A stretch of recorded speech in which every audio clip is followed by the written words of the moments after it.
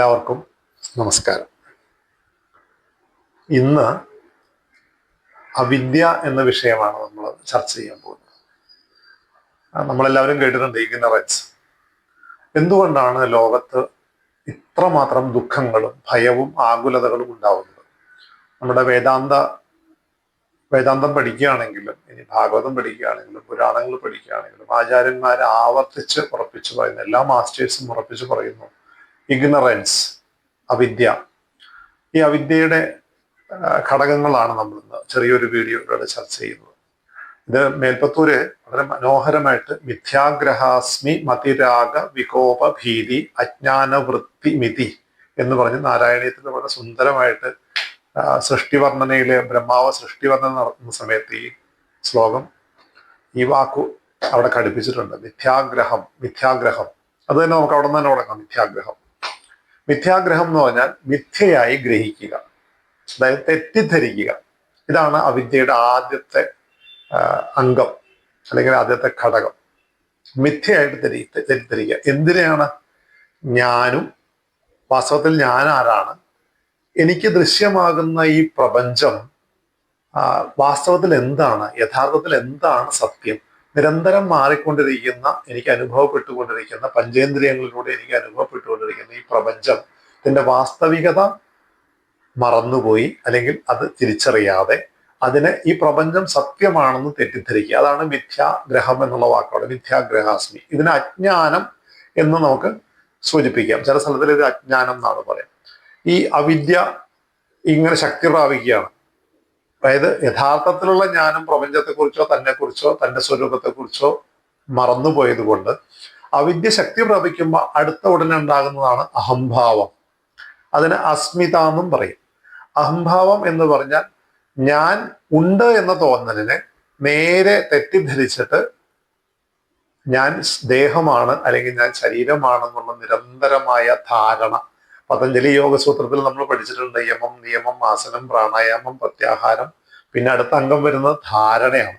ഇവിടെയും ധാരണയാണ്. നമ്മൾ പറയില്ലേ ശിവങ്കൽ ധാര എന്നൊക്കെ നമ്മൾ പറയില്ലേ, അതുപോലെ നിരന്തരം ഇടമുറിയാതെ ധരിച്ചു വെച്ചിരിക്കുക. ഇതൊരു കണ്ടിന്യൂസ് തോട്ട് പ്രോസസ്സാണ്. ഞാൻ ദേഹമാണ് എന്ന ഒരു നിരന്തരമായ ധാരണ അല്ലെങ്കിൽ തോന്നൽ, അത് നമ്മളിൽ കുട്ടിക്കാലം മുതലേ നമ്മളിൽ ഉറച്ചു. അപ്പൊ രണ്ടാമത്തത് അഹംഭാവം. ആദ്യം പറഞ്ഞത് വിട്ടുപോകരുത്. ആദ്യം പറഞ്ഞത് അജ്ഞാനം, രണ്ടാമത്തത് അഹംഭാവം. അഹംഭാവം ഞാൻ ദേഹമാണെന്ന് വരുമ്പോൾ പിന്നെ എനിക്ക് ചിലതിനോടൊക്കെ എന്തായി, എൻ്റെ ഈഗോയും കൂടെ കൂടിച്ചേർന്നു. എനിക്കൊരു പേര് വന്നു, ശരീരത്തിൻ്റെ ഒരു പേരിട്ടു മാതാപിതാക്കള്.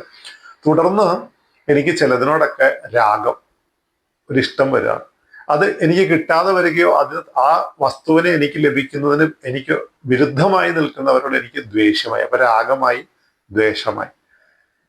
ഈ നിരന്തരമായിട്ട് ഞാനിങ്ങനെ സുഖദുഃഖങ്ങൾ ആകുന്ന അനുഭവങ്ങളുടെ ഒരു കുത്തൊഴുക്കിൽ ജീവിതം ഇങ്ങനെ പോയിക്കൊണ്ടിരിക്കുമ്പോൾ എനിക്ക് ഈ ശരീരം നഷ്ടപ്പെടുമോ എന്നുള്ളൊരു ഭയം വരികയാണ്. കാരണം എൻ്റെ ചുറ്റുപാടുകളിൽ ചുറ്റിലേക്ക് ഞാൻ നോക്കുമ്പോൾ നിരന്തരം മനുഷ്യരെ ഭരിച്ചുകൊണ്ടിരിക്കുകയാണ്. അപ്പൊ എനിക്ക് ഭയമായി. ഈ ഭയമാണ് അഭിനിവേശം എന്ന് പറഞ്ഞ ഏറ്റവും ഉൾക്കൊണ്ടിരിക്കുന്നത്. അപ്പൊ നമ്മൾ 5 അംഗങ്ങളാണ് അവിദ്യക്കുള്ളത്. വളരെ സിമ്പിൾ ആയിട്ട് പറയുകയാണെങ്കിൽ ആദ്യം അജ്ഞാനം, രണ്ടാമത്തത് അസ്മിത അല്ലെങ്കിൽ അഹംഭാവം, മൂന്നാമത്തത് രാഗം, നമുക്ക് ദ്വേഷം, ഭയം അല്ലെങ്കിൽ അഭിനിവേശം. ഈ ഭയം എന്തുകൊണ്ടുണ്ടാവണം? ഈ ദേഹം നശിച്ചു പോകുമ്പോൾ ഈ ദേഹത്തിലുള്ള ഒരു അള്ളിപ്പിടുത്തമാണ് മനസ്സുകൊണ്ട്.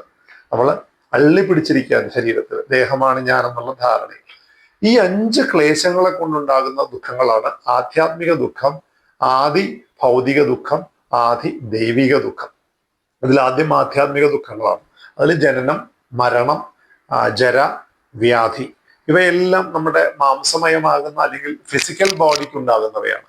ഇനി സൂക്ഷ്മ ശരീരമാകുന്ന അന്ധകരണത്തിന് അല്ലെങ്കിൽ മനസ്സിനുണ്ടാകുന്നതാണ് കാമം, ക്രോധം, ലോഭം, മോഹം, മതം, മാത്സര്യം. വാസ്തവത്തിൽ ഒന്ന് ആലോചിച്ച് നോക്കൂ, ഈ സ്നേഹവും വെറുപ്പും ഉണ്ടാകുന്നത് ഒരേ ഇടത്തിൽ തന്നെയാണ്. അത് അന്ധകരണമാകുന്നത് നമ്മുടെ സൂക്ഷ്മ ശരീരത്തിലാണ്. അത് ആധ്യാത്മിക ദുഃഖങ്ങൾ. ഇനി ഉറങ്ങുമ്പോൾ നമുക്ക് നല്ല സുഖം. എല്ലാ ജീവികൾക്കും ഉറങ്ങുമ്പോൾ നല്ല സുഖം അല്ലെ? ഉറങ്ങണ സമയത്ത് നമുക്ക് ഒരു അജ്ഞാനത്തിന്റെ ആവരണം കാരണസത്ത അല്ലെങ്കിൽ കാരണ ശരീരം ഉളവാക്കുന്നുണ്ട്. ഈ അജ്ഞാനം ഉണ്ടാക്കുന്നത് കാരണ ശരീരമാണ്. അതുകൊണ്ട് നമുക്ക് വാസ്തവത്തിൽ ഡീപ് സ്ലീപ്പിൽ നമുക്ക് സുഖം, ശരിക്കും പറഞ്ഞാൽ നമുക്ക് ഉറങ്ങി എഴുന്നേറ്റ് കഴിയുമ്പോൾ നമ്മൾ രാവിലെ പറയും, എന്ത് പറയും?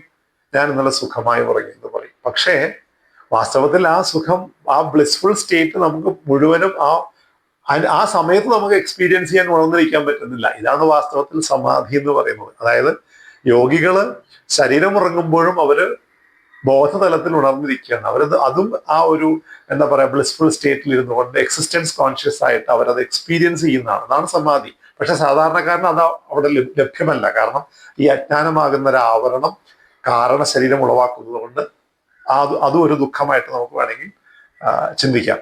പിന്നെ അടുത്തത് ആദി ഭൗതികമാണ്. അത് നമുക്കറിയാം. വെള്ളപ്പൊക്കം, ഭൂകമ്പം, കൊടുങ്കാറ്റ് നമ്മൾ കേരളീയരും അനുഭവിച്ചു അല്ലെ. എന്തെല്ലാം ദുഃഖങ്ങളാണ്. പ്രകൃതി ദുരന്തങ്ങളെല്ലാം തന്നെ ആദി ഭൗതിക ദുഃഖങ്ങളാണ്. പിന്നെ വരുന്നത് ആദി ദൈവികമാണ്. അതായത് കർമ്മഗതി കൊണ്ട് ദൈവത്തെ പഴിച്ചിട്ട് യാതൊരു കാര്യമില്ല. നമ്മൾ പറയും അത് തലയിലെടുത്താണ്, ദൈവവശാൽ വന്നാണെന്ന് പറയുമെങ്കിലും അത് കർമ്മഗതിയാണ്. ഈ പ്രപഞ്ചത്തിനൊരു നിയമമുണ്ട്, പ്രകൃതിക്ക് ഒരു നിയമമുണ്ട്. ഇവിടെ ചില റൂൾസ് ആൻഡ് റെഗുലേഷൻസ് ഉണ്ട്, ഒരു കോസ്മിക് ലോ ഉണ്ട്. അതിനനുസരിച്ചാണ് നമ്മുടെ ധർമ്മം അനുസരിച്ചാണ് നമ്മൾ ജീവിക്കേണ്ടത്, പ്രവർത്തിക്കേണ്ടത്.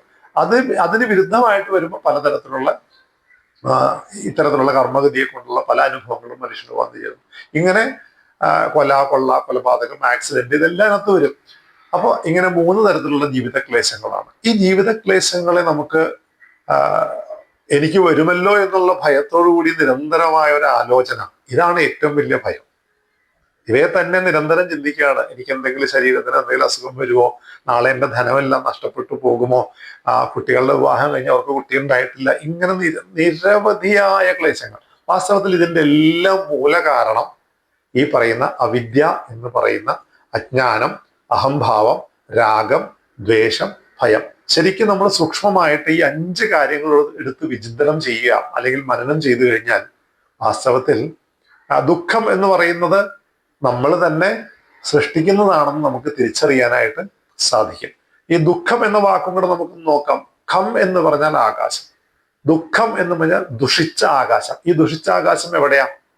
നമ്മുടെ ഉള്ളിൽ തന്നെയുള്ള സ്പേസ്, അല്ലെങ്കിൽ നമ്മുടെ ചിന്തകൾ പുറപ്പെടുന്ന ആ സ്പേസിലാണ് ദുഷിപ്പ് വരുന്നത്, അല്ലെങ്കിൽ അവിടെയാണ് നമ്മൾ മലിനപ്പെടുന്നത്. ഈ ദഹരാകാശം എന്നോ ചിതാകാശം എന്നോ വേദാന്തത്തിലേക്ക് പറയുന്ന പോലെ നമുക്ക് എങ്ങനെ വേണമെങ്കിലും അതിനെ നമുക്ക് വ്യാഖ്യാനിക്കാം. അപ്പൊ നമ്മുടെ ഉള്ളിൽ തന്നെ ഉണ്ടാകുന്ന ഈ ദുഷിച്ച ചിന്തകൾ, അല്ലെങ്കിൽ നമ്മൾ അതുമായിട്ട് ആ ചിന്തകളുമായിട്ട് താതാത്മ്യം പ്രാപിക്കുന്നത് കൊണ്ട്, ശരീരവുമായി താതാത്മ്യം പ്രാപിക്കുന്നത് കൊണ്ടാണ് ഈ ദുഃഖങ്ങൾ ഉണ്ടാവുന്നത്. ഈ ദുഃഖത്തെ അതിജീവിക്കാനുള്ള നിരവധി മാർഗങ്ങളാണ് നമുക്ക് ആചാര്യന്മാർ നമുക്ക് ഉപദേശിച്ചു തന്നിട്ടുള്ളത്. അതാണ് നമ്മൾ നമ്മുടെ ഈ ചാനലിലൂടെ ജനങ്ങളുമായിട്ട് സത്സംഗത്തിലൂടെ സംവദിക്കാനായിട്ട് ഗുരുവായൂരപ്പന്റെ അനുഗ്രഹത്തോടെ ശ്രമിക്കുന്നത്. ഭാഗവതത്തിൽ ഒരു ശ്ലോകം കൂടി മനസ്സിൽ വരാം. ഏതത് സംസൂചിതം ബ്രഹ്മം. മറ്റന്നാൾ ദീപാവലി അല്ലേ. ഏതത് സംസൂചിതം ബ്രഹ്മം സ്ഥാപത്രയ ചികിത്സിതം യദീശ്വരേ ഭഗവതി ബ്രഹ്മ കർമ്മണി ഭാവിതം. അപ്പൊ ഈ ദുഃഖത്തിൽ നിന്ന് മോചനം കിട്ടാനുള്ള ഒരു എളുപ്പമാർഗം ഭാഗവതത്തിൽ ഈ ശ്ലോകത്തിലുണ്ട്. എന്താണ്? സർവേശ്വരനും ഈ പ്രപഞ്ചത്തിന്റെ മുഴുവൻ സൃഷ്ടിച്ച് അതിന് ആധാരമായി നിൽക്കുന്ന ഭഗവാനിൽ, പരബ്രഹ്മസ്വരൂപനാകുന്ന ഭഗവാനിൽ, സർവേശ്വരനും പരബ്രഹ്മസ്വരൂപനുമാകുന്ന ഭഗവാനിൽ സർവകർമ്മങ്ങളെയും, ചിന്ത, വാക്ക്, പ്രവൃത്തി, ഈ 3 കർമ്മങ്ങളെയും സർവാത്മന ഭഗവാനിൽ സമർപ്പിക്കുക. അങ്ങനെ നല്ല നിരന്തരമായ ഒരു ഭാവം ഭഗവാനുമായിട്ട്. ഈ ഭഗവാൻ എന്ന് പറഞ്ഞാൽ ആരാ? നമ്മുടെ ഉള്ളിൽ തന്നെ കുടികൊള്ളുന്ന അനന്തമായ അഖണ്ഡമായ ബോധമാണ്. ആ ബോധവുമായി ഘടിപ്പിക്കുക. ഈ ഒരു ശ്ലോകം ചൊല്ലിക്കൊണ്ട് ഇന്നത്തെ ഈ സത്സംഗം എല്ലാ ഭക്തജനങ്ങളുടെയും മംഗളത്തിനായിട്ട് സമർപ്പിക്കുന്നു. എല്ലാവർക്കും സർവത്ര മംഗളം ഭവന്തു. നന്ദി, നമസ്കാരം.